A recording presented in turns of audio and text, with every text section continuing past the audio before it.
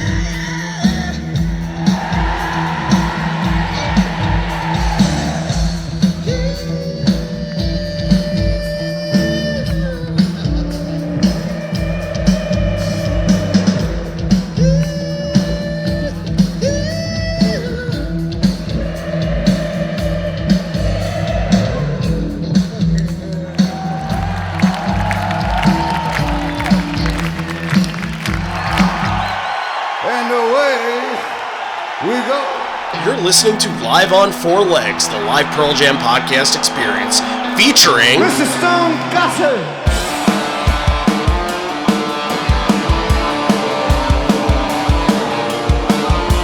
Gentlemen,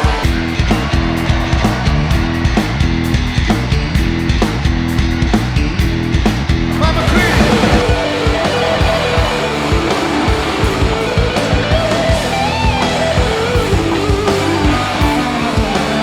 Matt fucking Cameron in the drum.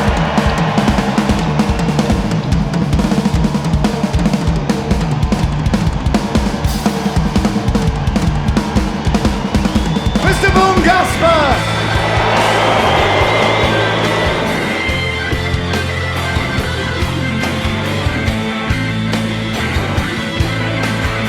You can call me Al, you can call me Ed, you just fucking call me, why don't you?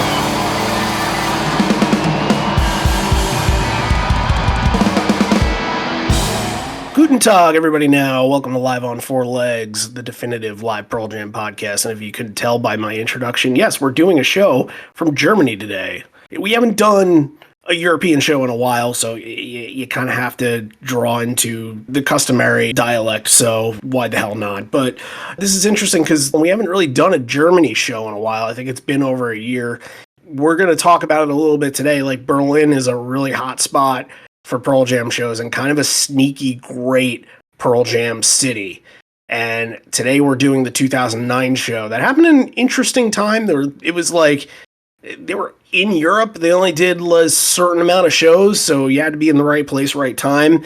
And this is actually a Patreon request, which we'll get to in just a second. But let's introduce the show properly. Randy Sobel over here, John Farrar over there. Hello, hello. Hey, how you feeling about this one? Good. I mean, I 100% second what you said about Berlin. Like, just tons of great shows going back to the early 90s, the mid 90s. You know, that 96 one stands out being the radio broadcast. The 2010 one, you know, just a year after this, basically known for that performance of Black, which is just one of the best performances of Black of all time. And like, yeah, this one's up there. On paper, it's good, and we'll get into it, and a lot of good stuff. Yeah, this is a venue that Pearl Jam played from very, very early on. I think they were doing a festival date. He mentions it in the show, which I didn't know that they had played with Bad Religion in 1992, which would make sense as to how Ed got hooked up with them to do something off Recipe for Hate. Sure. So, yeah, that happened in 1992, a little bit before Lollapalooza, when they were out in Europe, probably days before Pink Pop or after Pink Pop. And then they would go on to play it 5 more times, including this one. And the last time they played in Berlin, it's funny because there's 2 massive outdoor venues, and this Wuhlheide, which is where this one's at, is one of them. And the one that they played last time they played there in 2018. I think a lot of you might remember the visuals from that show in Porch where everybody's throwing up the cup trays and everything. Like, fantastic, fantastic visual. Also a really sneaky good show if anybody's looking for something from that era to listen to. That venue is Waldbune, I believe, and I thought it was interesting that they decided to change up venues after being in this reliable, amazing scene for so long. Like, this is a pretty famous venue in Berlin. Yeah, we normally think of like them playing these soccer stadiums there and these old arenas in Italy and things like that, but I was kind of surprised. Like, the show starts in the daylight, so you can see a lot of what's going on. Like, I don't know if I never clicked with me, but like this, I never realized that this is like a full outdoor like venue. It looks and sounds like it'd be a really great place to see them. Yeah, and actually, kind of off of that, it was apparently very, very hot that day. And the only way that I know that is from, well, looking into the crowd on the YouTube video, of course. But this is a Patreon requested episode, and this is requested by our longtime patron, Vanessa Osmus. Thank you very much, Vanessa. Yeah. Didn't get to connect with Vanessa too much about this, so I just kind of messaged her back and forth, which it led to almost an accidental moment where I'm like, oh no, did you request the wrong show? Because now, this is not, I don't want to come off as embarrassing her at all. I really don't, because I think that I'm going to get to a point in just a second. But she mentions to me, she's like, oh yeah, that's a great show. Present tense was the moment that I knew I was going to marry my husband. I'm like, wait a minute, they didn't play present tense at this show. Are you sure you requested the right show? And she said that was Berlin in 2006. So she was at both. She's, she's American, she's a New Yorker, and she was at both of these shows, but she got her years mixed up. She does remember this show, and she kind of told me, she's like, this is the one where they played Angie, the piece of Angie. I said, yeah. I think what's kind of sneaky great about this is that there are people all over the place that I'm sure can tune in and listen to one of these shows and listen to not just like the podcast wise, but like just the bootlegs. And maybe they've gone to, 40, or maybe they've gone to over 100. And there's some shows where they just can't put their memory together. They can't recall it. And it just kind of, after a while, it all kind of blends together. And I know that she had been to a lot, and that happens. You go to these shows for a long time, and you just sort of be like, where does the time go? And that's one of the things that I love about what we do, is that we're able to bring these memories back, and hopefully in what we're doing today, we'll be able to put her back in the seat in Berlin there. That's my hope with this. I kind of see it as, say, in like 20 years, where the Pearl Jam fans, and this is in fantasy world, like there's a Pearl Jam retirement community, so to speak, and you have all these Pearl Jam fans who are aging and they're losing their memory and they can't remember which show that they've been to. And I'm sort of thinking that if in this fantasy universe, the reality of what we're doing can help keep these alive, like that's super important to both of us. And I just wanted to put that out as to why it's just a pleasure to be doing these requests for people. Absolutely, yeah. And when you started the show with Matt, you guys talked about that, about like preserving memories and giving people a chance to go back and kind of relive these shows. And yeah, that's one thing that I've really tried to hit on too since I've been with you. And yeah, it's just appreciating every single show. We sometimes come on and we kind of joke about our ratings, like don't take it too seriously, but every show's a 10 for somebody. Like every Pearl Jam show is someone's favorite show. Every show is someone's first show. Every show is the last show that someone went to, and that's the last one they remember. That's the last one they were left with. So that's the great part of this. And I'm looking forward to go back and listening to some of the ones that I went to in a few years, and kind of reliving those once I get a little further removed from them. So yeah, I'm with you 100%. Yeah, and you hear it from people all the time. Look, we've done things on social media recently that have been kind of polling people on what years, what shows they like from certain years, and that's all coming into fruition. There's a bigger plan with that, and that will all lead to some kind of episode and in the coming months, TBD on that. But it's leading to a lot of people just kind of jogging their memory, and whether it's what I've listened to before on Boot, whether it's what I've been to, and there are people that have responded to us that have been to hundreds. There are people that responded to us to only been to a couple, that have been waiting until we had posted, the 2013, been like, oh, that was the first year that I went on tour with them, and this is, now I can participate. This is what I remember. And, I just always think that this is as much of a fan celebration as it is kind of a preservation of history.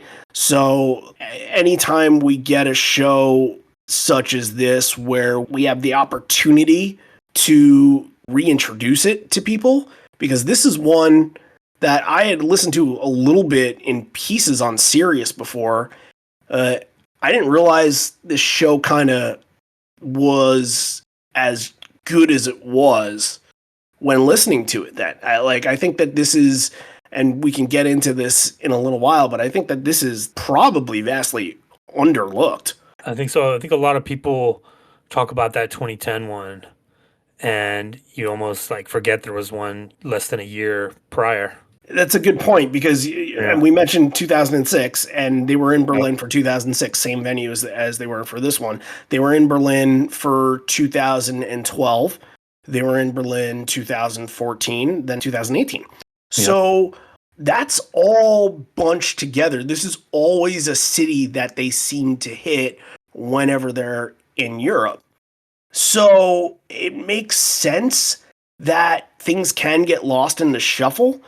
And it's good that we can kind of take a piece of that and highlight it for the next hour and a half and put it into the spotlight, even though we're in January and this show was an August show. It has no business being talked about right now, but good shows are good shows, and they have business being talked about whenever we feel like talking about them. So Pearl Jam's going to play there, God willing, in this summer as well. We'll see. So there's going to be another one to talk about. That's right. Yep. So look, I think we can jump right into it, because that's basically what they do at this show. There's no slow start. There's no, trying to get the crowd warmed up with a release or long road or something like that. Go out with Why Go to open this.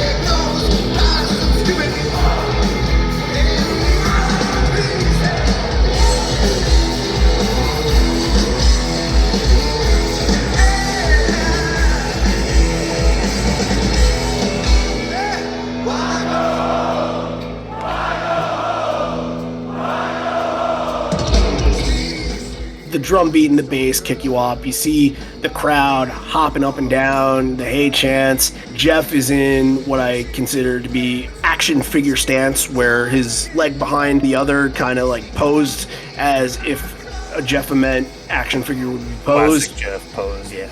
Absolutely. It's a good start to this.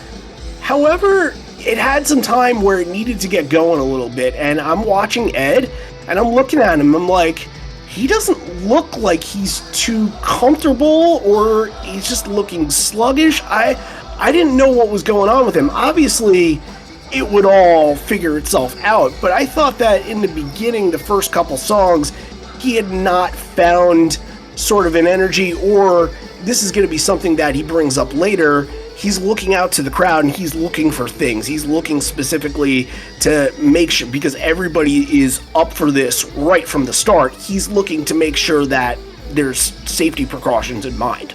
Yeah, a place like this, that's going to be in the front of your mind. It almost like distracts him a little bit. And there have been times we talked about where he's, kind of lost track of the song or done whatever, been distracted. Like, that's perfectly fine. Like, yes, take care of the people in the front. But yeah, you mentioned too at the beginning that like it's a hot show, and I thought you were going to talk about him in the shorts, which we don't hardly ever get. But that's how I knew that this was a little bit of a scorcher. But yeah, the crowd up front, you can tell like just people packed in like sardines in there. Yeah, and from what I was able to gather on this, the venue holds about a little over 13,000 GA section, and then 15,000 in kind of a seating or a bleacher type seating arrangement. So you're getting 30,000 people in there. That's a lot of heads, and it's all kind of pretty snug, it seems. It didn't seem like there was a lot of room for comfortability there. Right. All right, so very early on, it's interesting because you're going to go right into Hail Hail, and then you're going to go into The Fixer, which is into its fourth ever performance.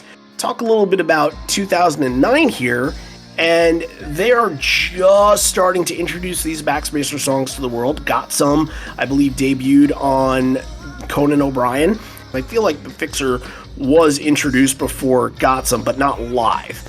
What I saw from The Fixer was I just saw the crowd right away, and especially like you're playing a brand new song to a huge crowd as the third one in, and in some scenarios, in some cities, they might be like, oh, okay, I haven't really marinated on this one yet. The crowd is really up for Fixer. I was very surprised by that.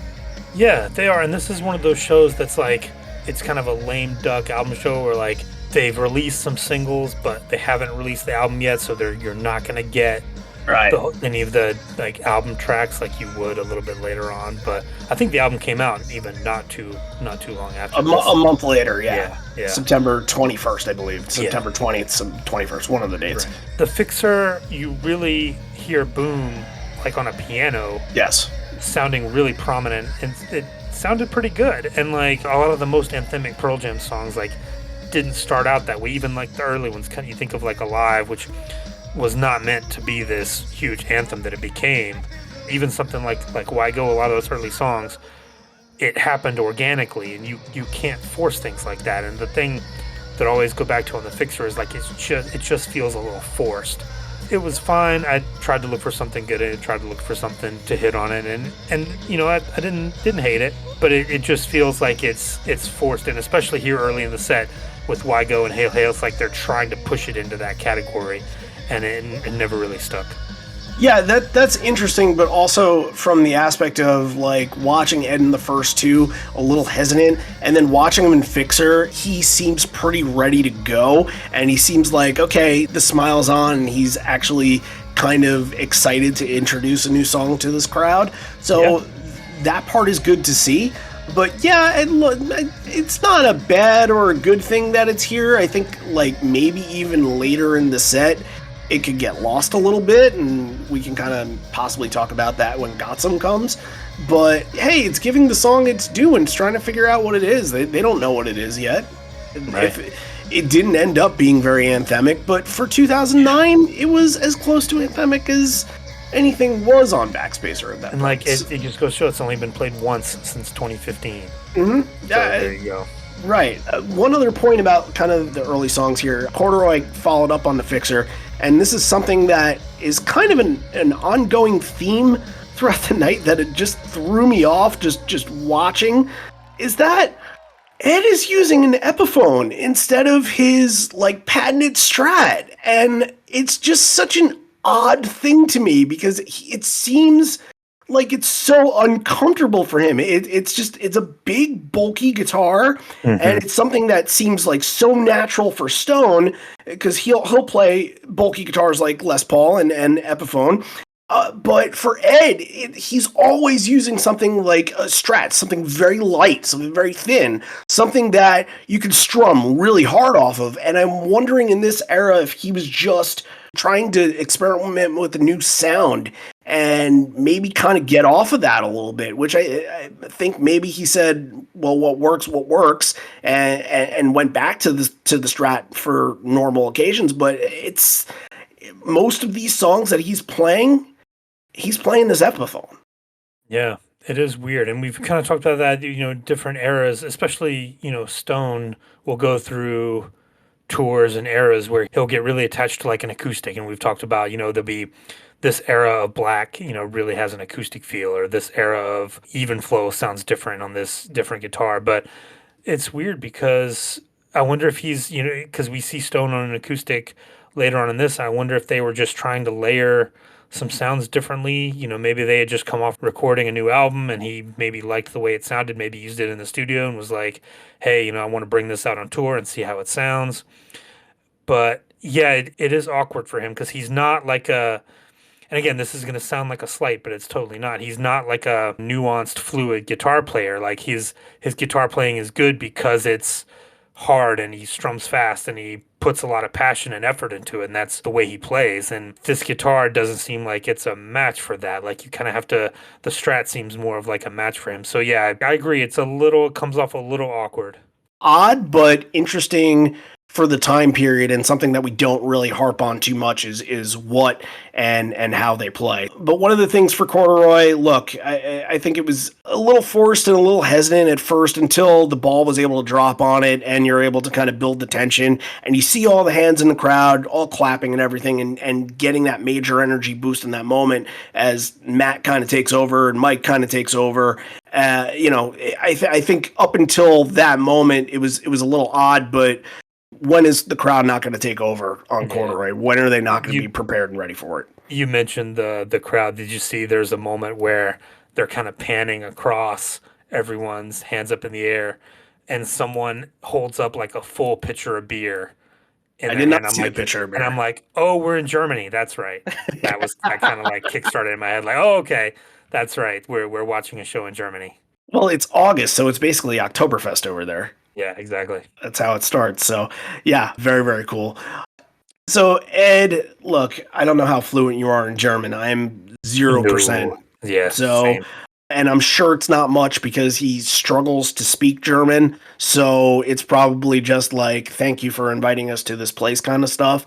I didn't get any translation. But yeah, it basically says in English that this place looks very beautiful, but not me because I'm pretty ugly, then gets a little bit of German and goes into I Am Mine. Coming off of this conversation with the Epiphone and sort of layering sounds, like you said, I think I Am Mine, where Ed kind of had a history of being very strummy on it and kind of getting into just sort of almost like figuring out a way to make it a punk rock song in aspects. Like this felt like when he's strumming it's a little bit clean. It's cleaner than usual. He's playing it kind of a little bit lighter, and I don't know if that's sort of a Dad Ed era kind of transition, but it felt like this version didn't quite have the early Riot Act feel to it.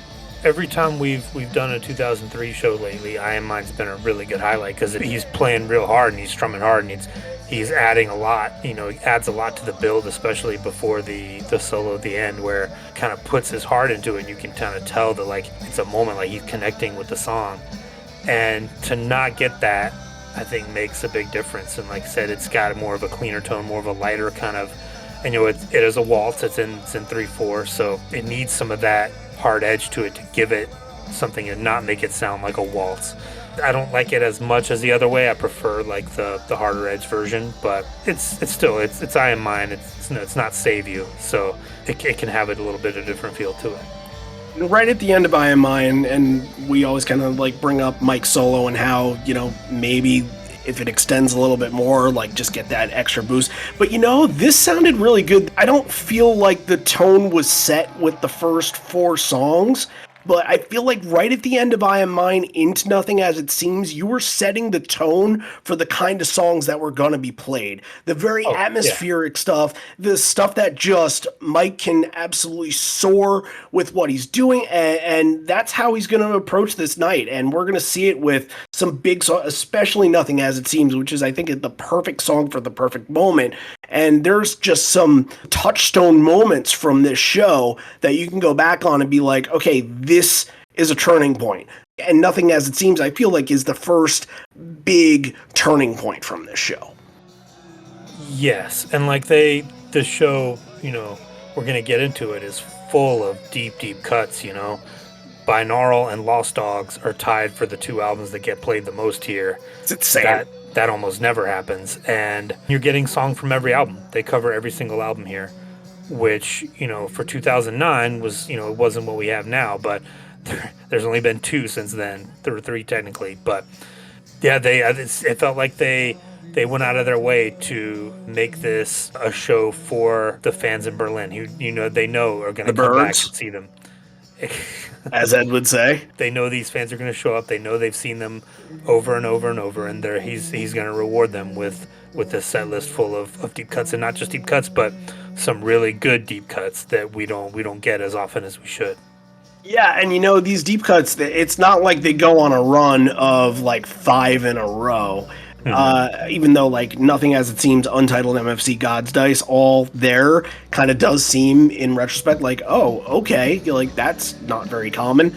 But then they follow that up with Even Flow, and then they go into some other like Daughter in the middle somewhere. Like they're kind of spaced out where it's a sneaky good rarity show, and not like in the encore they're going to play Hard to Imagine, and you kind of think by that point when they're playing it, you're saying to yourself, aren't we like moving forward from this? But no, like it's continuing that theme, which is very interesting. And you're right on the money with binaural songs here. Just crazy to think that they played 3 binaural songs before they got their hands on a Versus song. That doesn't usually happen very often, but very good highlight in Nothing As It Seems. I don't have to explain that to you guys. The ending especially.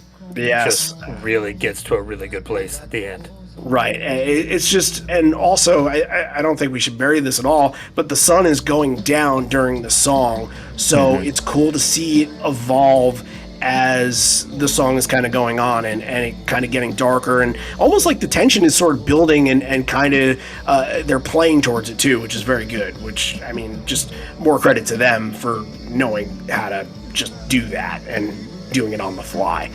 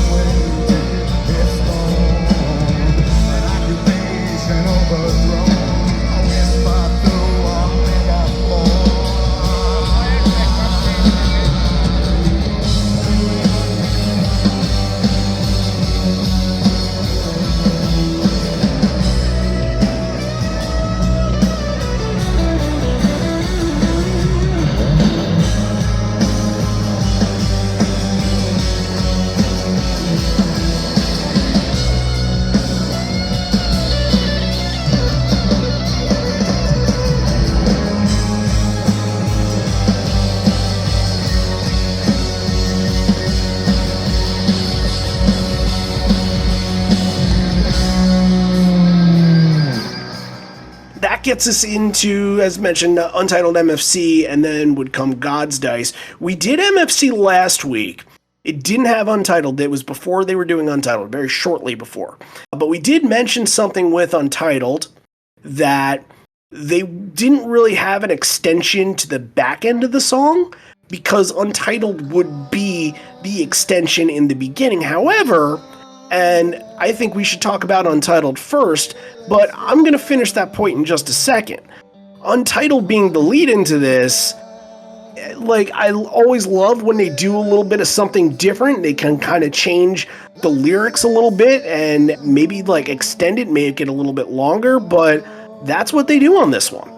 Oh yeah, he says, I've had enough of feeling alone, I think it is. Yeah. And he really lets his voice go for it. He really pushes it.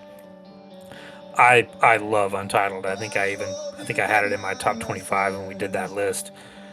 I love every single version. I'm with this is the first one since 2006 for some reason. I wish they would do it every single night. You don't have to pack no things. We make it up as we go along. I wanna go, but I don't want to go alone.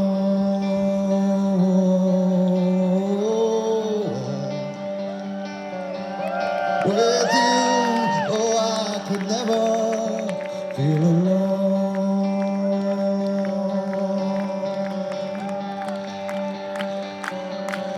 I've had enough of feeling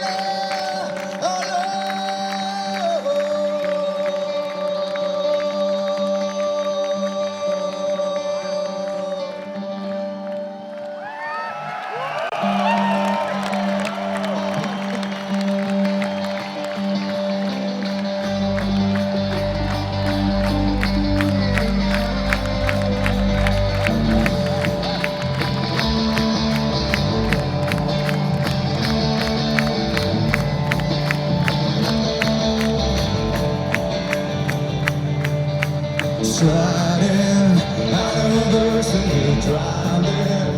We'll be turning out in state, walking the sunset we'll ride. It sets the tone for a really good MFC too. MFC builds off of this Untitled. That's where last week kind of comes into play here. Last week I had mentioned I wanted a little bit of something extra at the end, like just continue, just keep it going a little bit. They had some momentum. And in this one, I'm like, okay, you got some momentum. What can you do for it? And listen to Matt. Matt picks up on that and says, yeah, damn right we have momentum. Matt starts kind of going double beating this and elevates it. And I'm like, shit, yes, this is exactly what I want out of this song.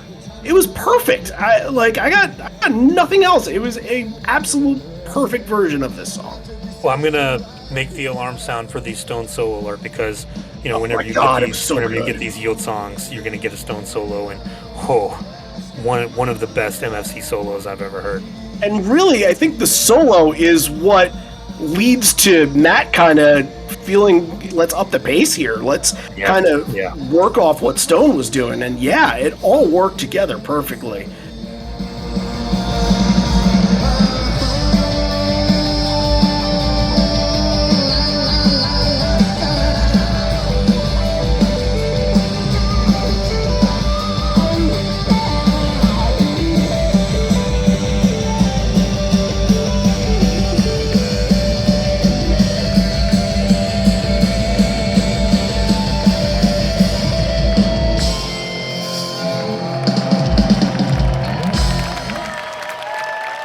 Very, very good. This one might be coming back.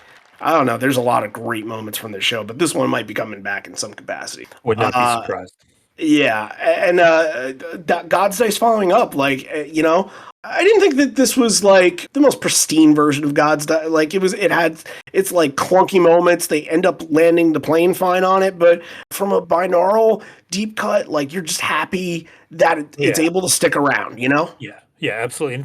And it's great. Like, it's another one that should be played a lot more than it has. It's only been played like just over 50 times or something, just a handful more than that. That's insane. Like, this is such a great song. Like, it deserves a regular spot in that front set that they did for a long time. But we'll have to see. But yeah, this one's fast. Like, I think it maybe threw them off a little bit because it's played very fast. But yeah, I love it. Give me a clunky binaural deep cut any day. And after that, addresses the crowd, asks if he can speak in English. Is everyone okay over there? And now he's addressing the folks in front. It looks good. Just remember to keep your footing on the fast ones. The ground's a bit soft out there. And then we get a 3 steps back situation. Going back to what you said at the beginning about him being a little tentative and being a little wary, he even says, like, I was out there earlier walking around and I noticed that it was soft. So that's another reason I think he was watching at the beginning because he had experienced it firsthand. Yeah, and I think that it goes back to how many frontmen are going to do that, like check the surroundings and make sure it's like that's not his job to do that, but he seems to always put it in his hands and wants to know firsthand. Like he can get that information from a roadie or from his security guards if he really wanted to. But Yeah, he could say, hey, go down there and check. right, but Ed wants to know firsthand Yep. Yep. what's going on. So And everybody knows why. We don't have to say it, we don't have to say it because especially in Europe. and 2021, what did we see? Every Yep. show that we had a song that needed to be stopped in the middle of it. So like this is it's still happening to this day. So let's follow that up with Even Flow, and there's a lot to break down with this. I think this is another one of the like turning point moments from this show, and it's interesting because a lot of the turning point moments, even though there's like very rare songs that you don't get, a lot of the turning point moments are songs like Even Flow and Daughter. And that's just those are the show stealers in this. And the way that Even Flow kind of breaks in, Mike is bringing something a little bit different within the verses. There was an interview with him last year, a couple of years ago, where he was like, yeah, on something like on Even Flow, I'm still trying to push myself. I'm still trying to get better at it. I'm still trying to find the perfect way to do it. You know, he's always trying to get better and doing it. And I think this, you know, especially this is early on in this tour, and they're kind of starting a new era. I think he's just kind of seeing what sticks and trying new things out, and he's got that in his back pocket. You know, he's been doing this he's been playing this song for a long time. He can play it backwards and forwards, you know, upside down and right side up. So yeah, I think he's just pushing himself, trying to come up with new things to see if he likes it and see if it works and see if it can bring the band up, see if it can elevate the performance. Yeah, I thought it was good. Now, Ed acknowledges the same thing that I acknowledges here, and he says, good like Mike McCready within the lyrics of the song.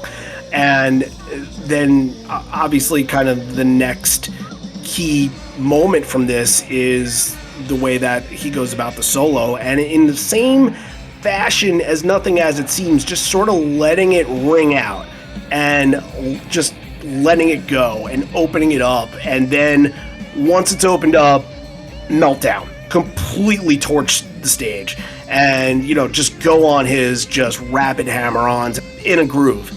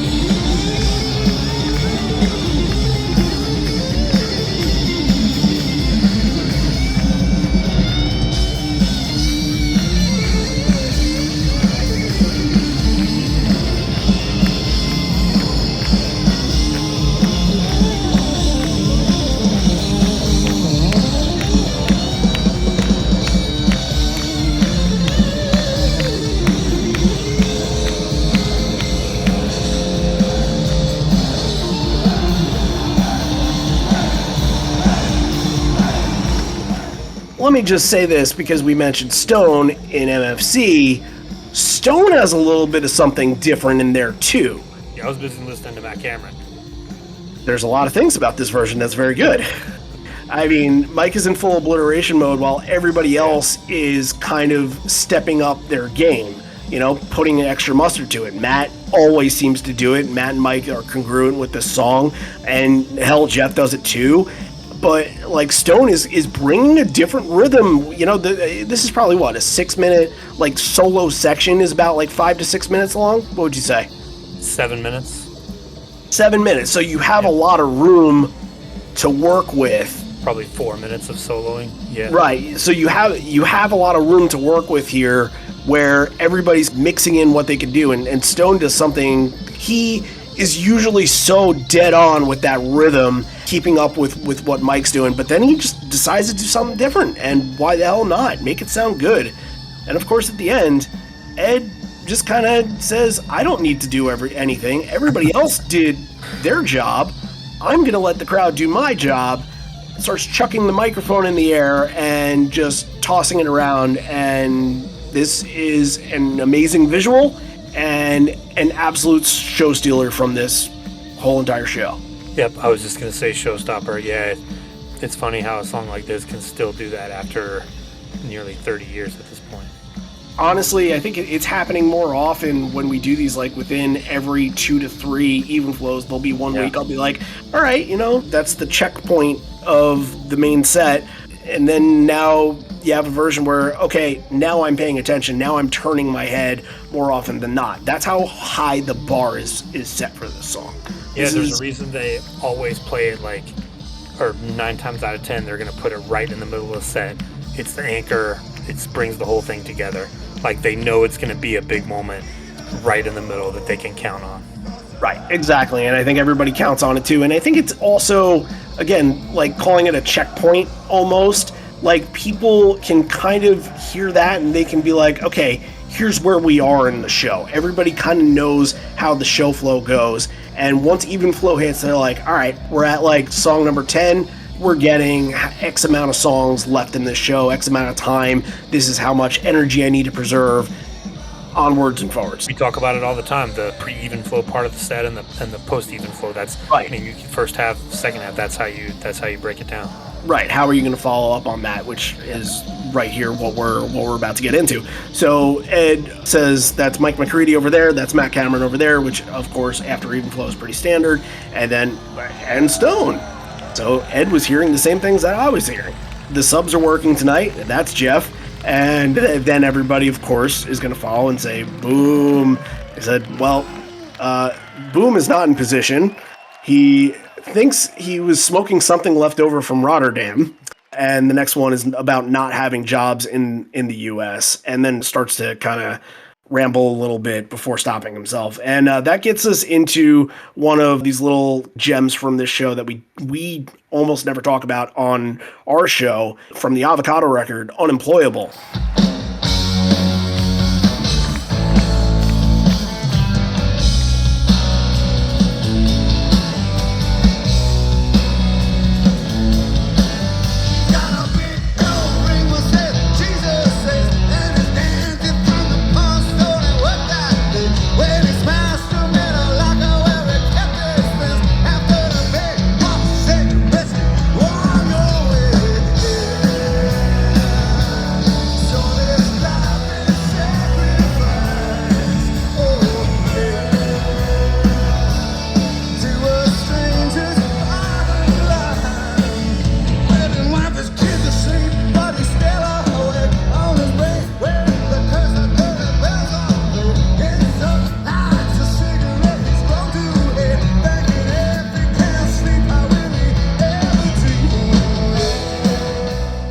I thought that this version, again, we don't hear it a lot, and when I have heard it, I'm like, okay, it doesn't quite find its footing live. It doesn't really have a lot of steam, just kind of, the crowd doesn't really know what to do with it. It felt like this version had some steam to it, more so than I've heard in any other version. And look, they've only played it 46 times, so out of the 46, I probably heard it, at least a dozen. And this one felt like they were taking momentum and continuing it into this song, especially a song that they really don't play very often, that they're not going to play much afterwards. They're escalating this to a pretty high level here as well. Yeah, it hasn't been played since 2013. It's best when they kind of do their E Street Band impression, when they really kind of play it up, and you almost wish like the song had like a saxophone part. If Boom could learn the saxophone and do like the Clarence Clemens thing on this, because it's just a Springsteen of course tribute. But yeah, I mean, he can do that. He that's his wheelhouse. So when they really can like get a little bit grittier and sound a little bit like the E Street Band in 1983, then it's in a good spot. But yeah, not my favorite song. Take it or leave it. It's not one I usually go back to. But it was one I usually go back to either. But I thought that this performance upped the ante on it. Okay. Like it just there was punch to it. And again, like you're putting it after even flow, and you're thinking like, okay, in for a down moment with this, especially some of the songs that follow, like those perk your ears up. You're like, okay, I want to pay attention to these. Unemployable. Well, I guess they're just dead on for everything on this show. So I feel like You're going to follow that avocado song with another avocado song. Not a lot from that record at the show. Those are the only two with Severed Hand. And it's, I think that's interesting because you always kind of see where they are with the last record, where they stand when a new record comes out. Like when, now that, why, what are you laughing at? I'm laughing because I know what you're about to say. What am I about to say? About the lack of lightning bolt songs that we got this past year. The show's too predictable. I guess I don't need to move forward with that.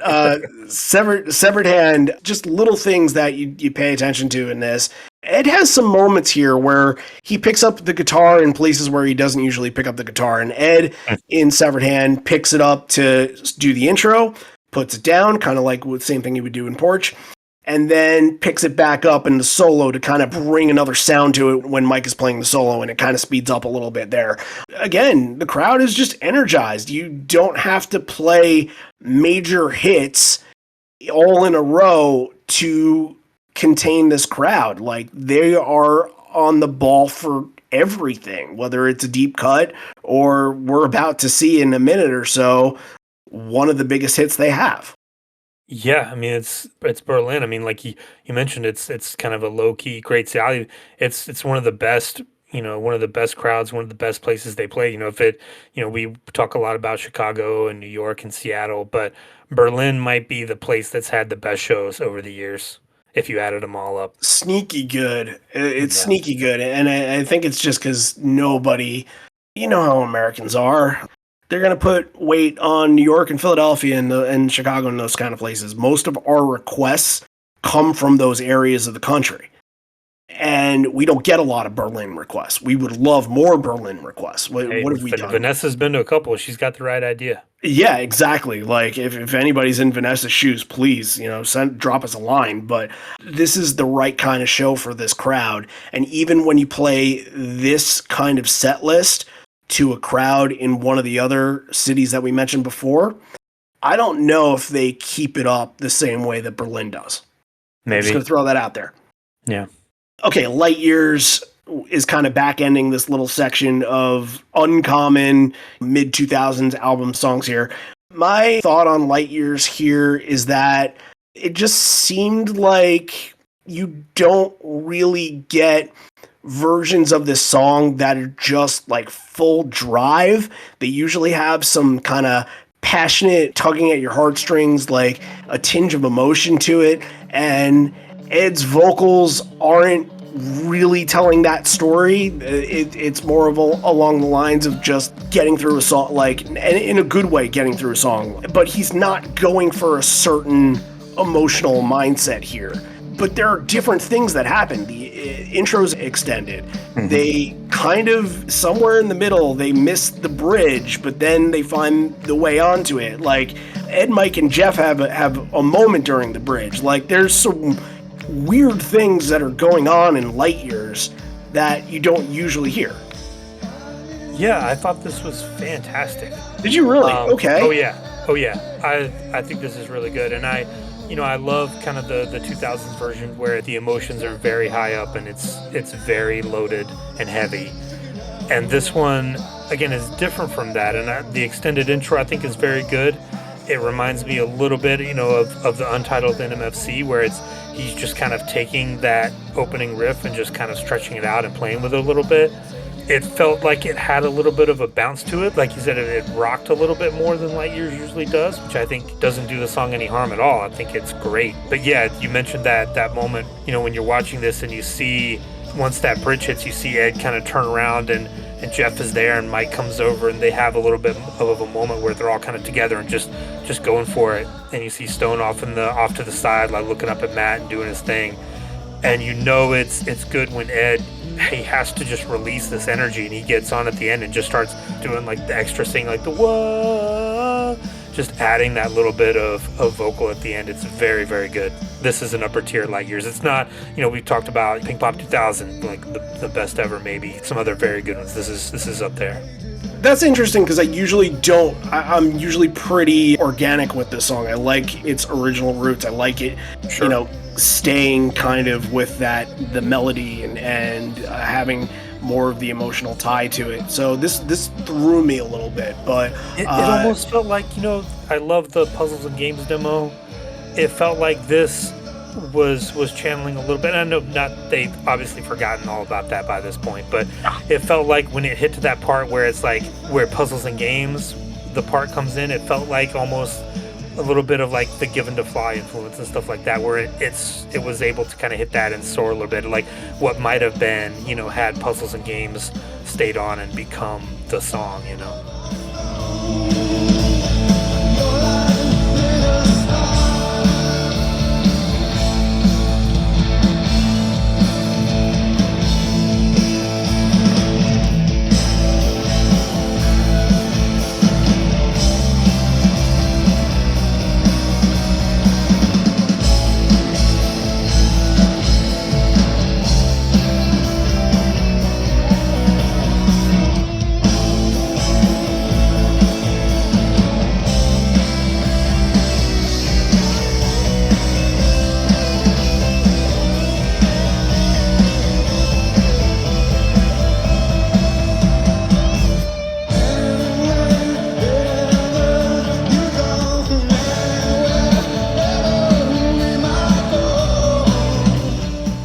You're following up a binaural track, and how many times are you going to say that? Or you're following up a binaural track with ... You're going back to another hit song here, and it's Daughter. And this is another one of these turning point moments in the show. And I think most of these turning points, either they're coming from Mike or they're coming from the crowd or they're coming from both. And just even at the beginning, this doesn't happen all the time, but right at the beginning when you hear the hi-hat tips for this song, it was just such a slight touch with it. But hearing Matt do that, I'm like, okay, that brings you back to like original album version of Daughter, and that feels good because you don't usually get that little element thrown in. But usually when you're thinking of Daughter, you think of that groove and you kind of think about how it sort of builds and kind of grows throughout the song. And while doing that, it doesn't have a lot of call and response moments during the song itself. And you don't see very often where Ed is just going to, right before the last chorus, say, all right, for you guys, you do it. And he does it here.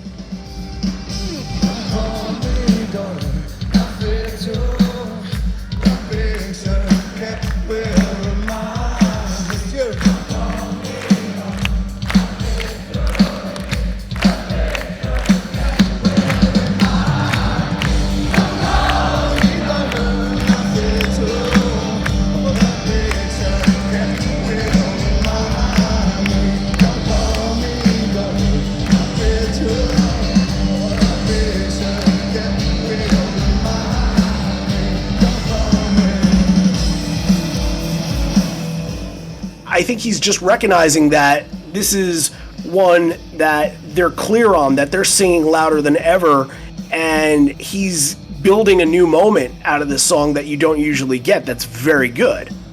Yeah, the crowd is what makes it special, and coming off of all these deep cuts, you had Corduroy, then you had that run of I Am Mine, Nothing It Seems, MFC, God's Dice, then you hit Even Flow, then they go back to Unemployable, Severed Hand, Light Years, and it's like you're getting these big hit songs, like you mentioned, but then you're dropping way down and you're going way deep to like the hardcore fans, and it's almost like when, after Light Years especially, it's like when Daughter hits, you almost feel the wave of like catharsis from the crowd that's like, oh, like we were waiting for this. Like, yeah, it just must be such a special thing to be on stage when that happens. Like, for most bands, you never get that in your career, and this Pearl Jam gets it 4 or 5 times a night, where they just start the song and you feel this like push from the crowd, and it's just like this anticipation of like 30,000 people waiting to unload on you in a good way.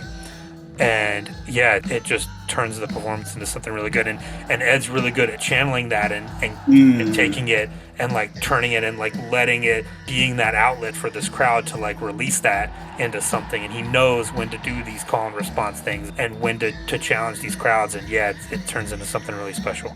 Well, you hit on challenging the crowd, the moment where he challenges the crowd, and it comes in the tag, and the crowd is taking upon itself to do their own call and response, which Ed is like, okay, here's my response to that.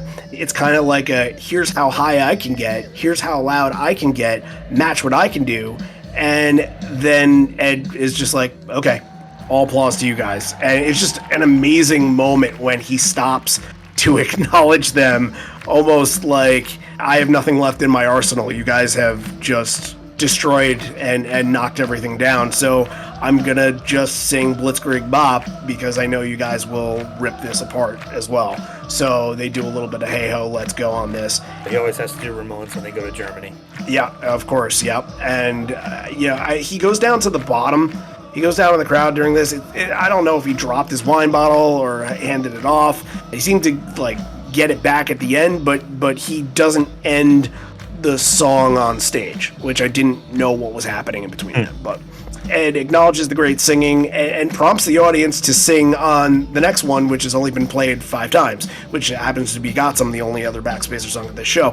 Usually I am very anti Got Some. However, I think that kind of gets overblown a little bit because anytime that we do talk about Got Some, it's kind of like in the middle of its comfort zone where they're just like, all right, we got nothing left to prove with it. Let's just kind of make it this cheesy sort of thing. And the most of the times that come to my mind are 2013, the post Backspacer song that is sticking around, but it's in the encore sections, which are just not the right time in my eyes. However, here you're getting a band that's pretty pumped to play a brand new song, and it feels like it has a purpose. It feels like there's some punch to it.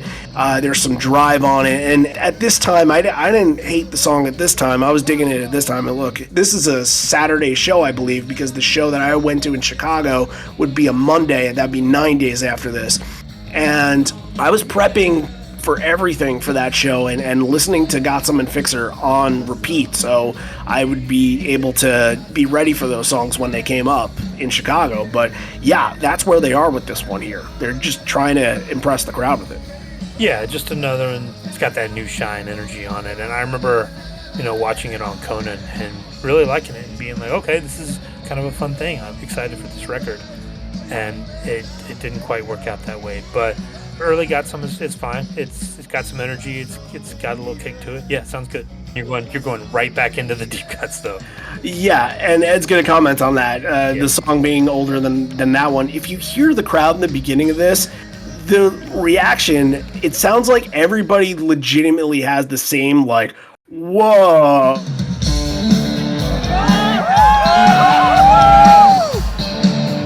Kind of reaction, like what Glorify. We didn't think that this one was kind of, if you think that Glorify G is going to be the rarest thing that's happening at the show, well, wait around for one song and you'll see that's not the case. But I thought that this was a pretty fun version. Stone doing the backup vocals. It's an old song they never bring back, and sometimes it can be a total train wreck outside of the 1993 wheelhouse. And sometimes it's just fun, and they can get through it, and it works. And I thought there was nothing that could really go wrong on this night, and I thought that Glorified G fits right into that. Yeah, I'm always kind of taken like aback when it shows up in the 2000s, because like, oh yeah, that one. Oh yeah, it's the most forgotten song off Versus, and that's looking at Rats too. Like I think. Maybe that's a little bit controversial opinion because I know a lot of people do like Glorified G, but look, I don't listen to that song very often. Yeah, and it's been a while since we talked about it, I think. So a long time. That's why we're harping on. There's going to be the next one that we're going to probably spend a couple minutes on too. That's why we're harping on a lot of these songs because we don't have a lot of reps with them. Glorified G, yeah. I couldn't tell you the last time I covered Glorified G. That's why, hearing it feels a little bit more inspired than maybe the last time I heard it. Well, there was a little bit of a dig at Dave A too, right? Yeah, was it necessary? I don't know. Maybe. But Ed mentions that it was written by one of our old drummers, even though he didn't know he was writing it. Okay. This next one is older than the last one. And Ed mentioned something here to take care of the women in the front. And then literally you're transitioning from this one into one of the oldest songs that they have.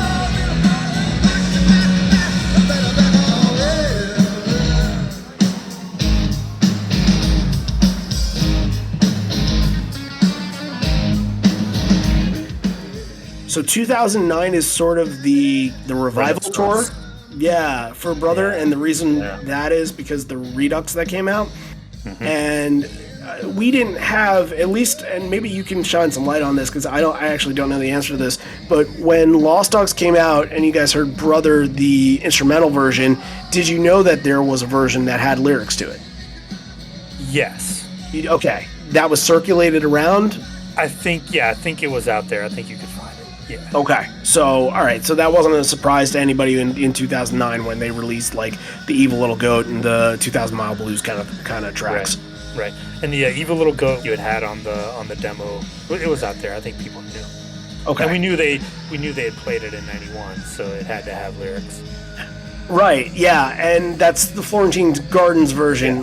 Yeah. And that was like the only time that they did it back then, even though it's been played 8 times.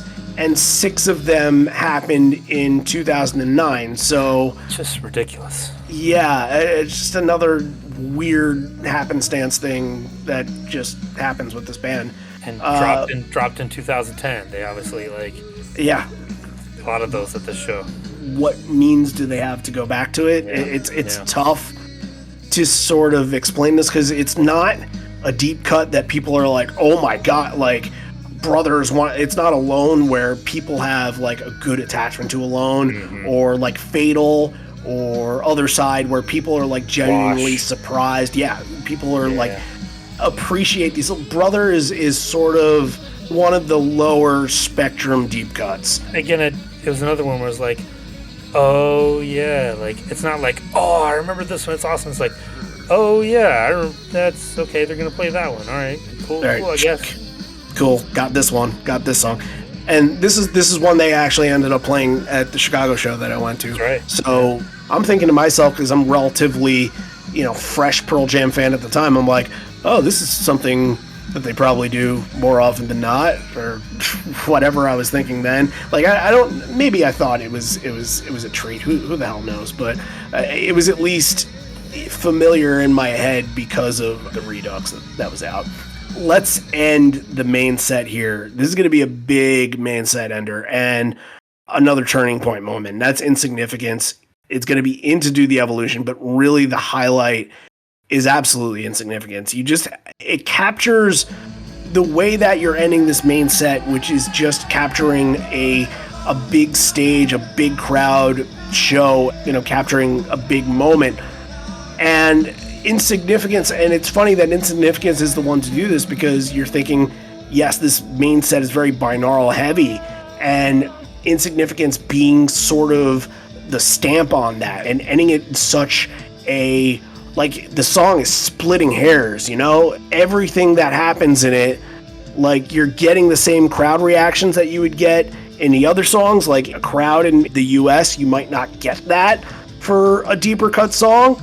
It builds a lot of tension, and then you get the roller coaster drop when you kind of have that section in the middle and then they're able to just go off on it at the end.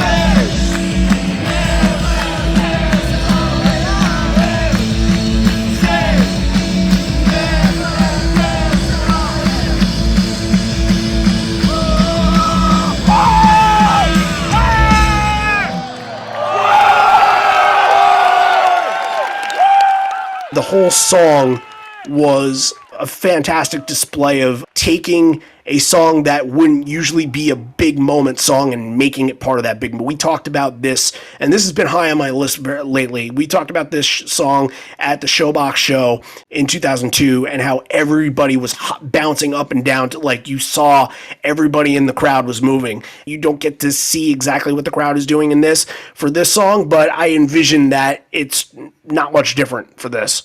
Yeah, I agree. Insignificance really steps up here and it really takes on a prominent place in the set and it can handle it. You know, you look at a set on paper that doesn't have rear view mirror, that doesn't have a porch here, and you think like, oh, how's this gonna end?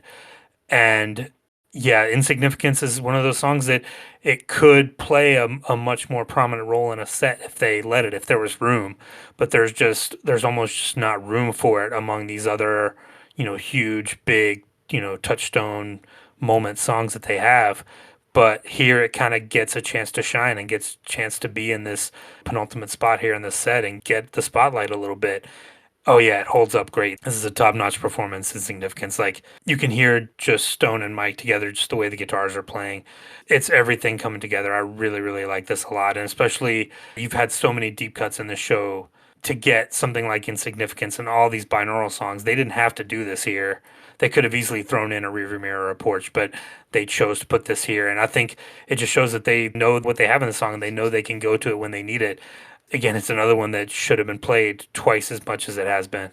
I think what happens is once you get further away from the album, Sure. And in cases it works the opposite, where you get further away from 10 and they'll play more of 10, but you get further away from binaural and it just seems to sort of fade out. And when Insignificance would come back, it's a little higher up in the set because you want to hold off this kind of moment for something more fun. You don't usually in the latter half of the 2010s, 2020s get something seriously tense near the end. Like, this show would have State of Love and Trust into Do the Evolution if this were in 2018. You know what I mean?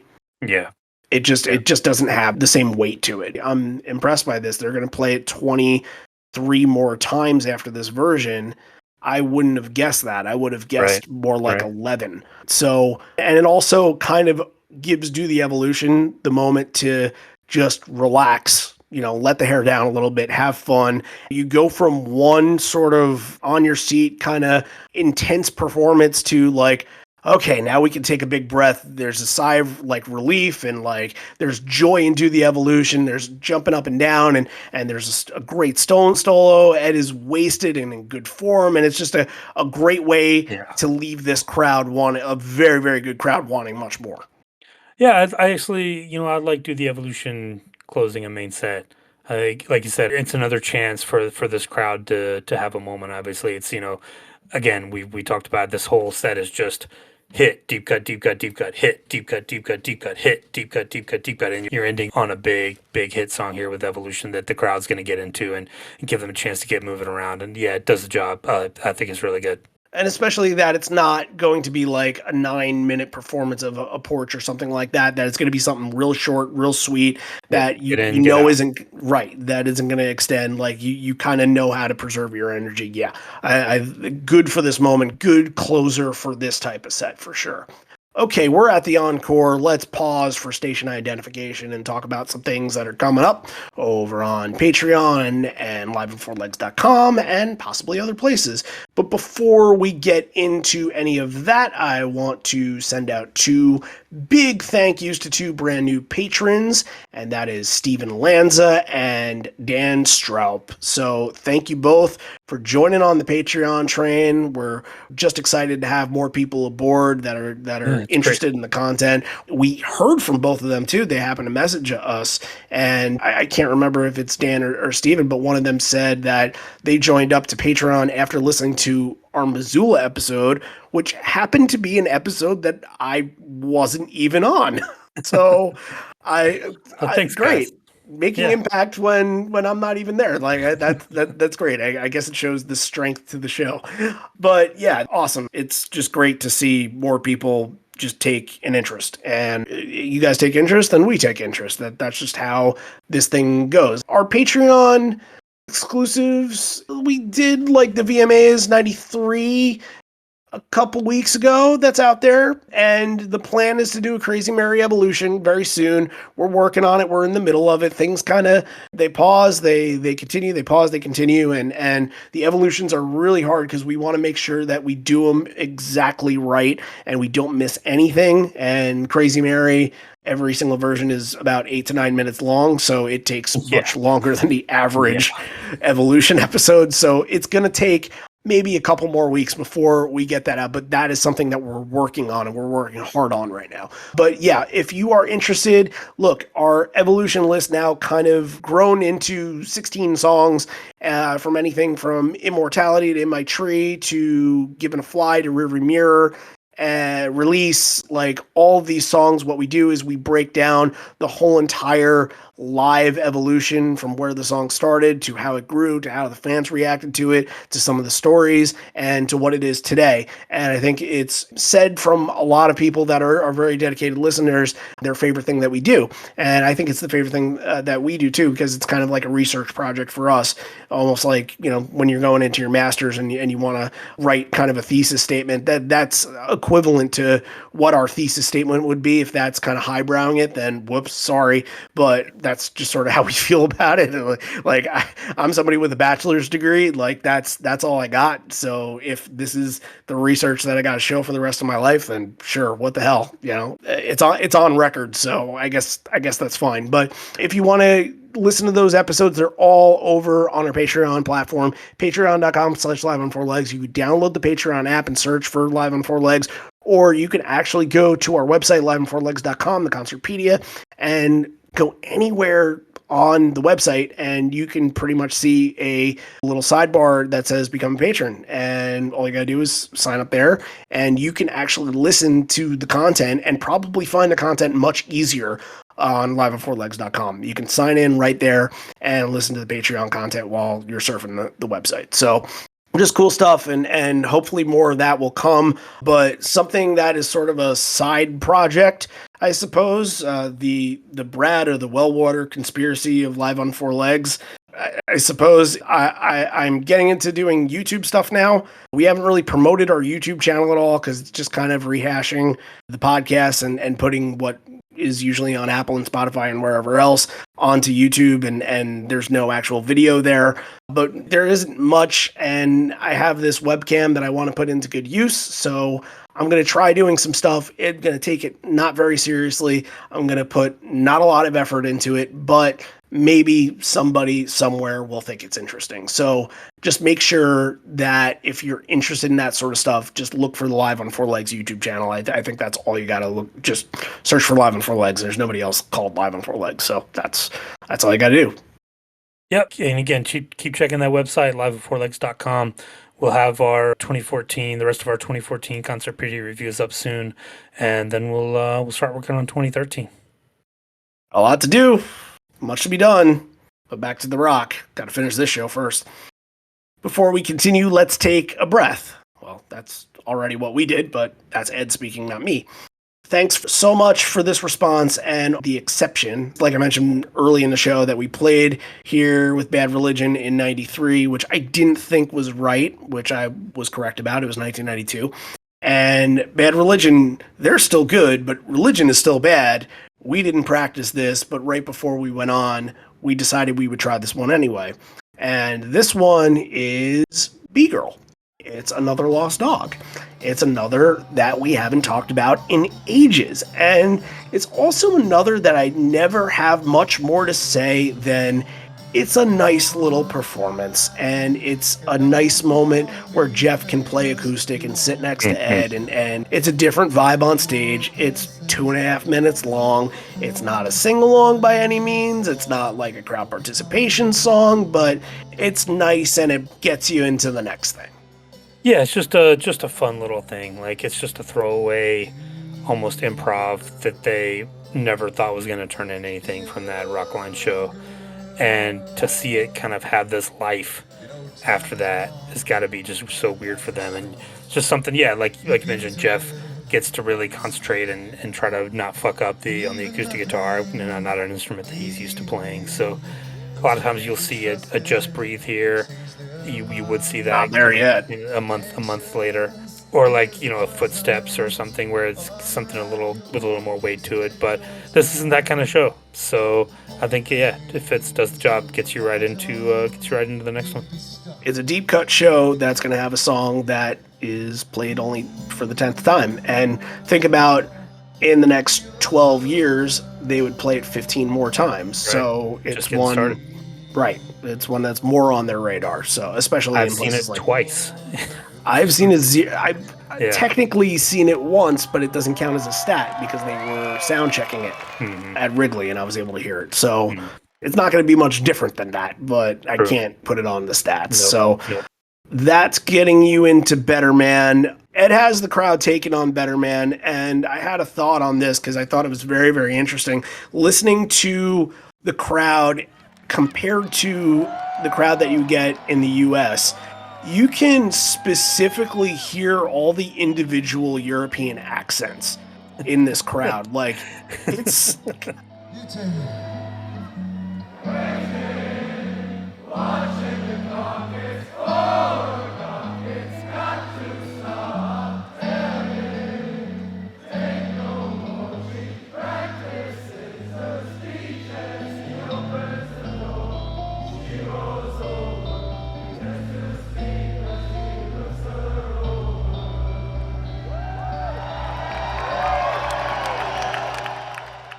Someone had a Polish flag. Yes. There's you could there was French, a Mexican German, flag out there Italian. Too. Yeah, it's another thing you talked about the big moment during Even Flow and during Daughter. This is just a continuation of that. I think he knows now what this crowd can do, and from the very beginning he's like, all right, go for it. More importantly than that, Ed's got the Strat out now. We're back to normal. Like, this feels like normal Ed. Yeah. Right, exactly. And maybe Ed was just kind of feeling, I've been drinking. I don't feel like carrying that thing around, that sure. lug, that freaking Epiphone with that weird number 5. Like, that always got, like, what's the 5 for? It reminds me of the Lenny Kravitz album. Lenny Kravitz had an album called 5. I don't know how I really remember that, but there's I did not remember that. A number 5 on the cover. It's probably his most or second most popular album. I don't know much about Lenny Kravitz, but I just know that he had an album called 5. But yeah, it does feel back to normal. I didn't consider this a show-stopping performance, but I could see your perspective on it being that. It didn't grab me like the others grabbed me. Maybe I expected a little bit more of it, but I think Better Man is one that you really have to push to get your best version of it. You really have to kind of go the distance with it. And I think that this kind of fit in right at the average bar. It hit the bar instead of raising the bar for Better Man the average for Better Man is already very good. 100%. But that's probably why I bring this up. It's just like you're so used to so many times them exceeding that bar. But if there was a bar, it would be this.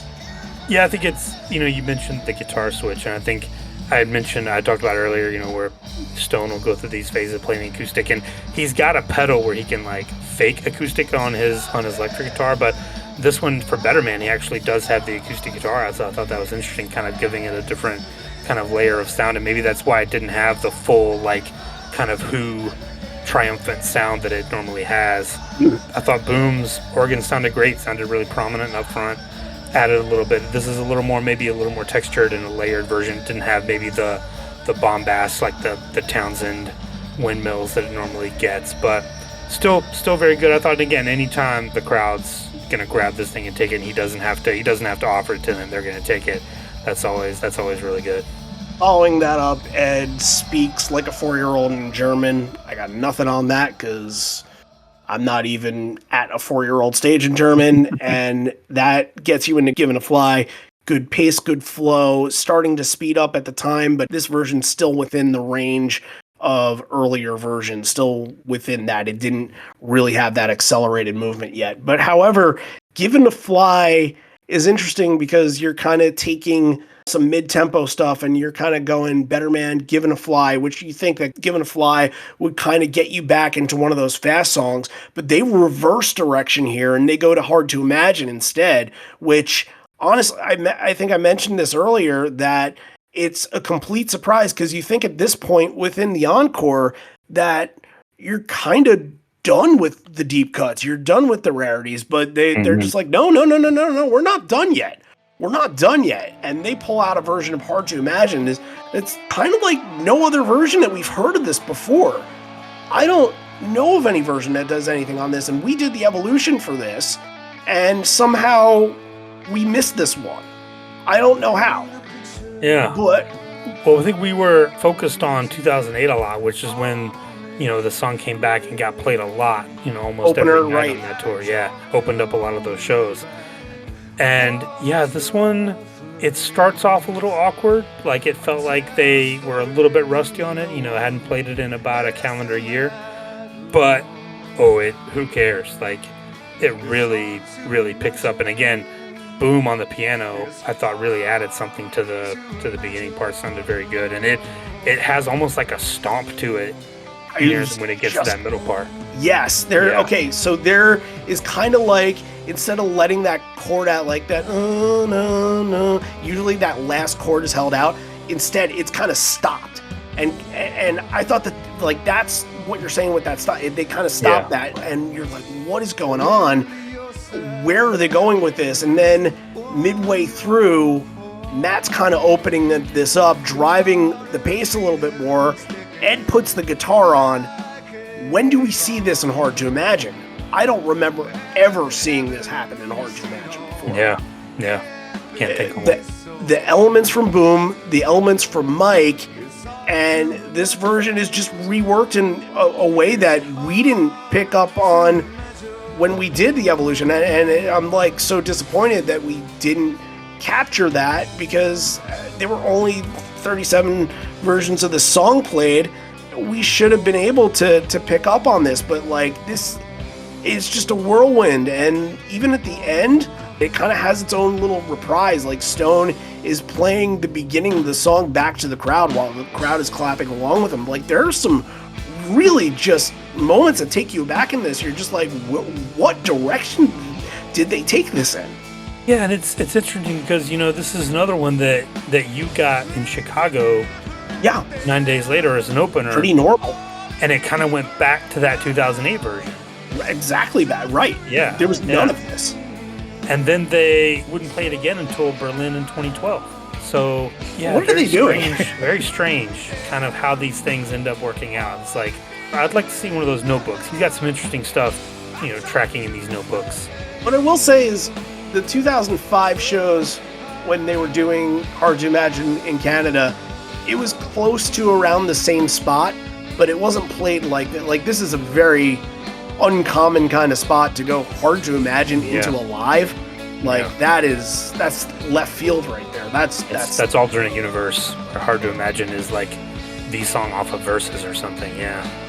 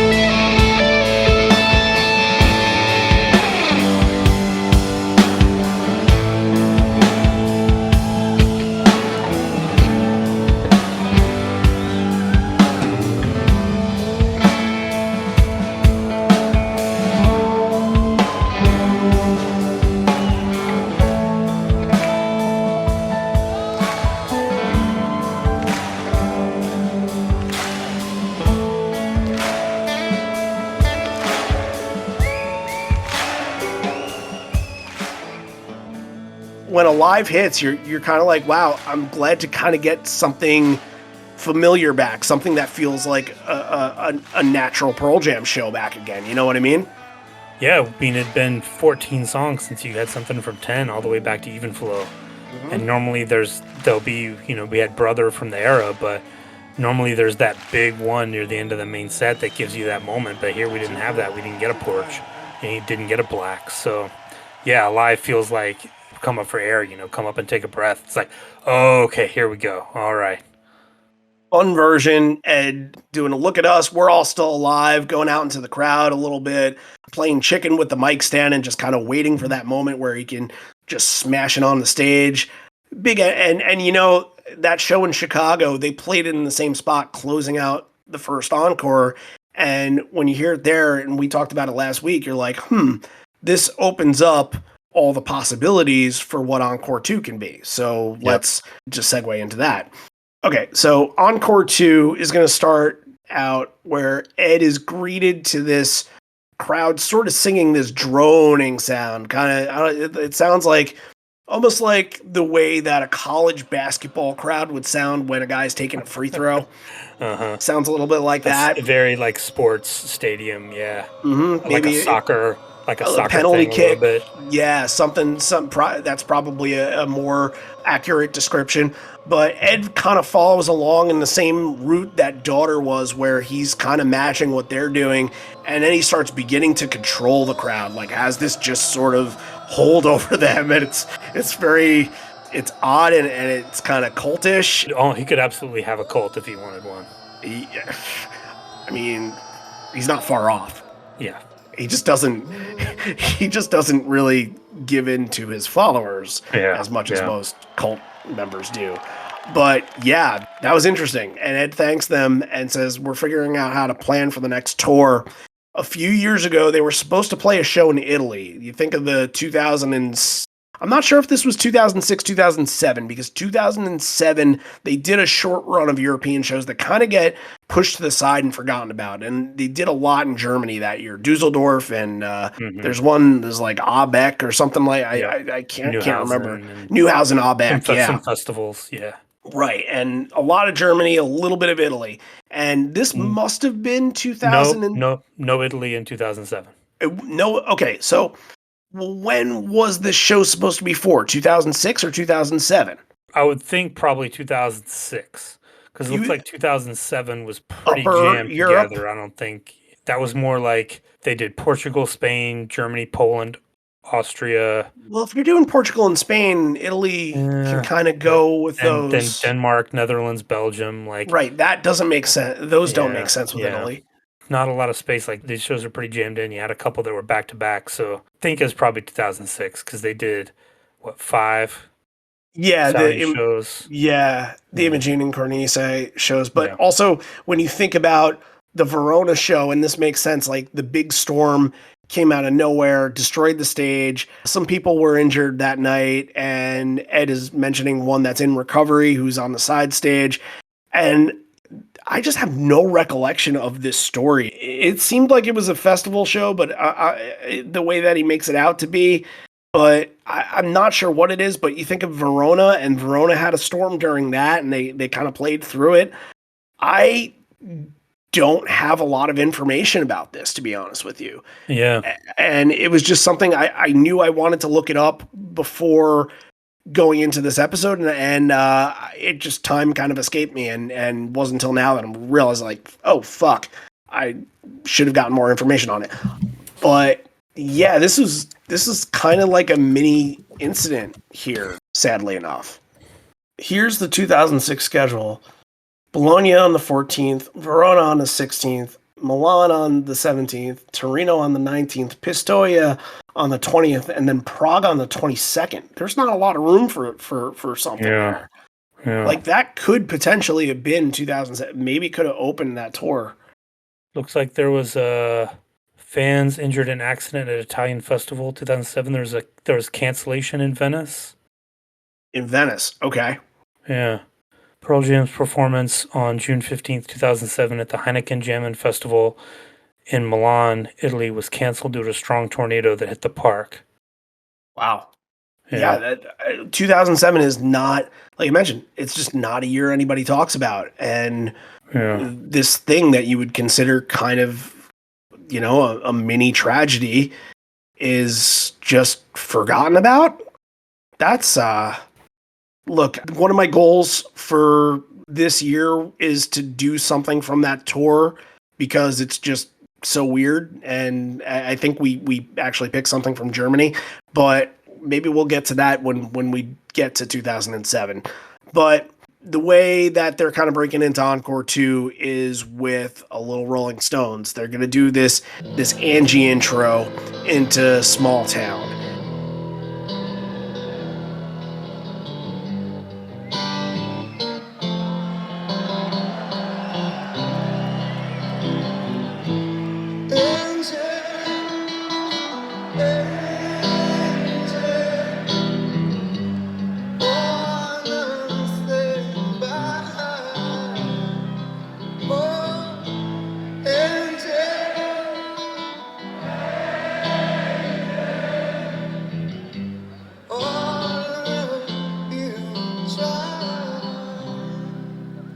One, two, three, four, two, two. I seem to recognize your face.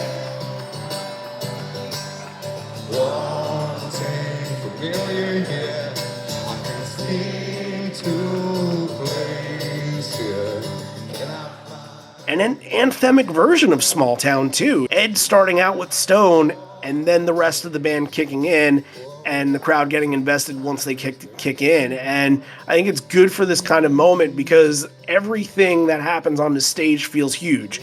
And Small Town in this time period and a little bit later this time period can either go in this direction or can go in the opposite direction, where it's especially at this part in the set where they can just say, fuck it, everybody have a good time, and not give it the weight of being an important moment. They do that here. Yeah, Small Town, the crowd's definitely loud, like especially coming off of Betterman, coming off of Hard to Imagine, coming off of Alive, and getting this little break. They're amped up, and like even Angie gets a really good crowd reaction. Crowd's up for it, and he adds in the little it's been 3 years in Small Town, like going back to that 2006 show that Vanessa mentioned. Yeah, the thing that hit me is just, again, the crowd being very loud and very good on Small Town, and I think it leads him to want to take the next request that we're going to get to. Yes, interesting. We're going to play a request because it's the biggest fucking sign I've ever seen. And I feel like I saw it on camera at one point, but I didn't think it had any impact on what would happen later. However, it does. And it's a nice homage. I think a little shout out to Randy Morgan with the story of the sign in Buffalo, where he got to hold it up and Ed acknowledged it and played as such. And you get the same kind of thing here. And this is off the cuff. I'm glad that they have this song to be sort of on standby when they see it out in the crowd. Because some songs, they look at it and they're like, ooh, no, we can't do that. But it seems like whenever they do see Faithful, they're able to say, all right, let's, and I think there was a little bit in the beginning where they were trying to figure out the tempo, but they get through it. And Faithful, listen to this stat. It's been played in the encore twice. First and second encore together. Played in encore one time. Played in encore 2, one time. This is the only time they've played in the second encore. Oh, so not surprising. Bring big flags if you want big songs to be played. That's the lesson out of this. And again, it fits in with this night. Like, this is a show of deep cuts. I think there's 12 songs out of the 28 or 29 that have been played less than 100 times. That's the Vic Theater level of rarity. Sure. So this totally fits in, and yeah, you never see this, but it just fits in, and like they've already played Alive. You're not getting a Black, you're not getting a Porch, you're not getting a Rearview Mirrors. So break out Faithful, and like I said, it's so good. The ending, especially, I thought, where it felt like they really got a little more comfortable with it, because this one's another one that hadn't been played in almost a full calendar year. Really good transition into the next song too. Another rarity. Yeah, Sonic Reducer. The way you're gonna, it's not bread and butter. It's something completely different. It's like English breakfast, I suppose. If they have a German sausage breakfast, maybe it's that. But Sonic Reducer is in the Alive spot, Rockin' in the Free World, then Yellow Ledbetter in their normal spots. But it's a Sonic producer getting the call up. That's a very cool kind of moment. And Ed singing up on the speakers during that breakdown. He comes pretty close to slipping off. That could have been a scary moment, but they finish out the night very, very strong. And Rockin' in the Free World, when you think of the kind of crowd that's been there the whole entire night, it's that kind of crowd, that house light crowd that the band is going to look at and see the remnants of what just happened throughout the last 2.5 hours. And it's a work of art. Yeah, I mean, and speaking of, Vic Theater, this is the first Sonic producer since then, so a little bookending there. That's kind of cool. They didn't play a lot of shows, True. But I get what you're saying. But yeah, I love Sonic Producer, and I love when it shows up here as part of this last set. I think it's very cool. And yeah, you would think on a night like this where you get all of these rare songs and all of these deep cuts that you think Rockin' the Free World and the Yellow Ledbetter here is not going to be a little awkward, but of course it's not. Like, that's not what they do. They can break these out and make them sound however they want. So there is a little moment in Rockin' the Free World where he gives kinder, gentler Obama's hand, little nod to what's going on over in the U.S. and kind of a new era, which I thought was interesting. He always kind of throws those little moments in, but again, it's Stone on Rockin' the Free World, just so good on that solo. And then Ledbetter, it's Berlin, it's Yellow Ledbetter. You're going to send these people home happy. I thought it was a very interesting and very unique encore too, but it works. I thought it was great. Big shows get big bows as the crowd is serenading them in goodbyes and thank yous. Ed gives Mike a little "we're not worthy" bow, as Mike is kind of playing the ending of Ledbetter. And then the whole entire band gets right in front. It's a 6-man bow. That's not every show. It's a walk-off. It's a thank you. It's a we'll see you next time. But this is we're so happy that you invited us here.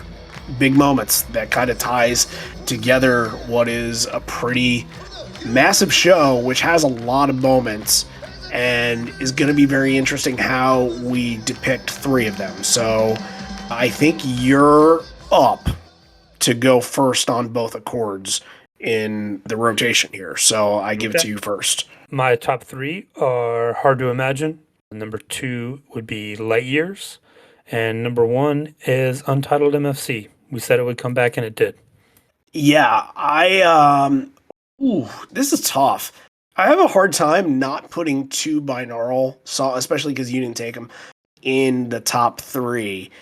It's really difficult not to put Insignificance and Nothing As It Seems in here. So I'm going to do that. I'm probably going to say it doesn't matter which one is 3 or 2. I'm going to probably say that Nothing As It Seems is 3 and Insignificance is 2, because that's just where I am with the songs right now. Number 1 is Daughter, because of how intense that interaction was with the crowd. Interesting. That was a big feel moment, and I think that it should be recognized that Even Flow does deserve to be in the top moments of this, but it just misses my cut at least. So, and since you mentioned Hard to Imagine, I dropped that from what potentially could have been in my 3. You can still put it in if I put it in.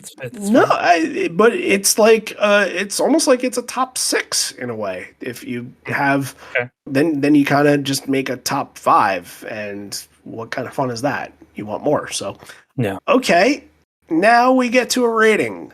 You're going first. I'm following you. I might have a lot of work to do. We talked a lot about their history in the city.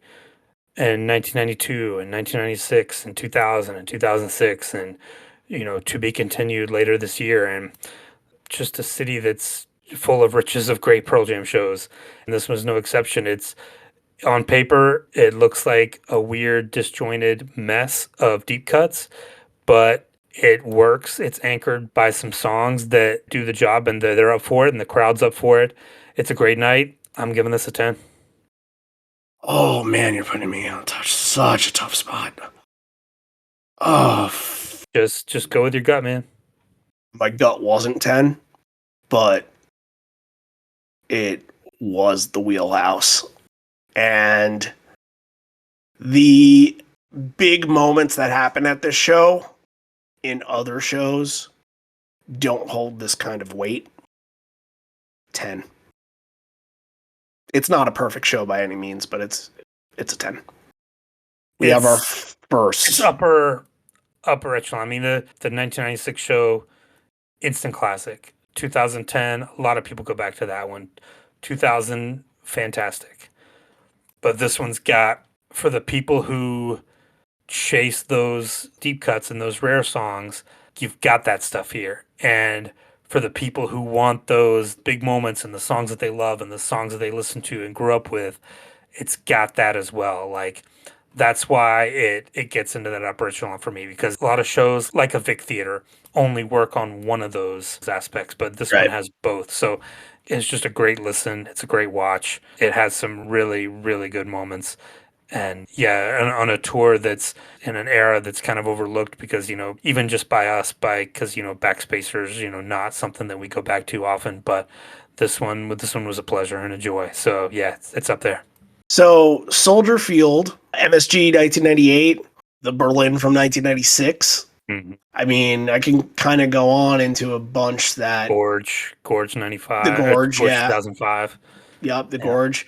Those didn't make the Hall of Fame, but this is our first Hall of Fame nominee for 2022, and that's like I'm sorry, that Berlin 1996 one, I gave a 10, you gave a 9.8. you dick, how dare you. 9.8. I'm gonna have to rescind that. We're gonna have to go back and work on that a little bit. Oh, that's brutal. I gave some weird rankings very early on. I think that was a long time ago. That was a long time ago. That was in my phase, and I believe that was a 3-person episode. Mm-hmm. That was in my phase of like, I don't give anything 10. And if I give something a 10, I really feel like it's like the greatest show of all time kind of deal. And my standards have changed. But thank you, Vanessa.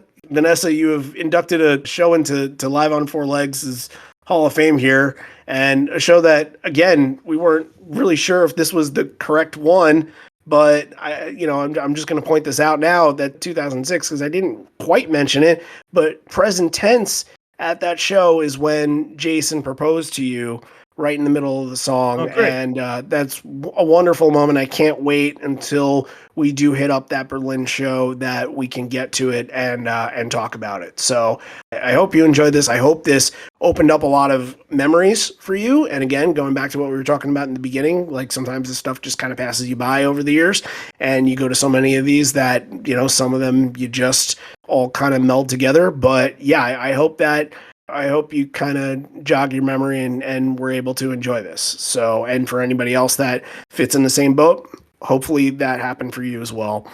We're going to do another Patreon request next week. We're going to go to 2006 and do Cleveland, Ohio for 2006. Not a show that I know too much about, but we had a couple of 2006 requests, and this one is one that I kind of put in, and this was one by Randy Cross. Hopefully we get to hear her story next week. So again, we love getting the episode requests from shows that we're not familiar with, because then it opens up our arsenal for our listening interests and everything like that. So we're going to get MFC again next week. I can't wait. Oh, thank goodness. It's something I always get sick of, right?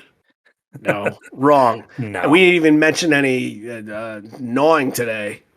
Think about next week. I'll bring that back. It'll be tenfold if it's a good gnawing version next week.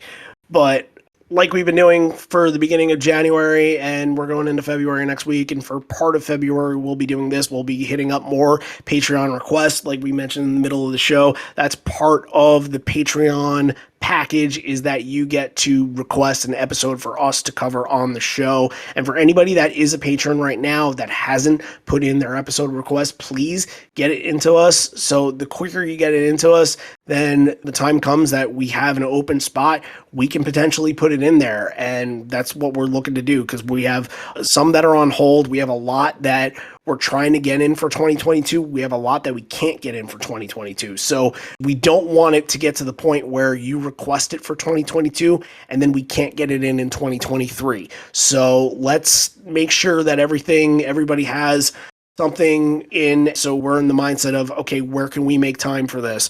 And now's the time. If you want to request something, it might take that amount of time because, for somebody like Vanessa, she's probably been a patron for a little over a year, maybe even more. It took all that time before she was able to get her request. And that's just how backed up we are with the shows that we want to do for these people and the shows that we feel responsible to do to highlight from the band. So, we can only do really one a week. This stuff takes time. So, and we just thank everybody that has their requests in, that have requested stuff before, that look, we're just continuing to do these, and it's just been a lot of fun. And this has been a very interesting month of shows that we haven't really ever touched up on, and I hope that kind of continues into February as well. Actually kind of expecting it. So patreon.com/live4legs if you want to be one of those people that request your favorite show for us to talk about on the show. And just make sure that you just go through our archive and make sure you're not getting excited about requesting something we've already done, because it's happened before, and I hate going back to people and being like, ooh, sorry, can't do that one, or sorry, it's a show that we're saving for a moment later, because that happens too. So, all right, I'm going to say goodbye here, but before we do, thank you everybody for listening in. Hopefully we've done the show and this band enough justice to get your rating on Apple or Spotify, a comment on Apple. If you guys can spot us 5-star rating, it will help out with our visibility. It will get us to possibly be at the top of the page when you search for Pearl Jam on any of these entities. Thank you all for listening in. I got nothing left to say. This was a Hall of Fame show, so it's time for the spiel. This may be the end. We're here, but not for much longer, and although we may be parting ways, I miss you already, and I miss you always. Thanks everybody for tuning in. Hopefully we gave you the memories you deserved, and a Hall of Fame show at that matter. And can't wait. Maybe we get one next week. Never know. We'll see you then. Back to back to back to back to back.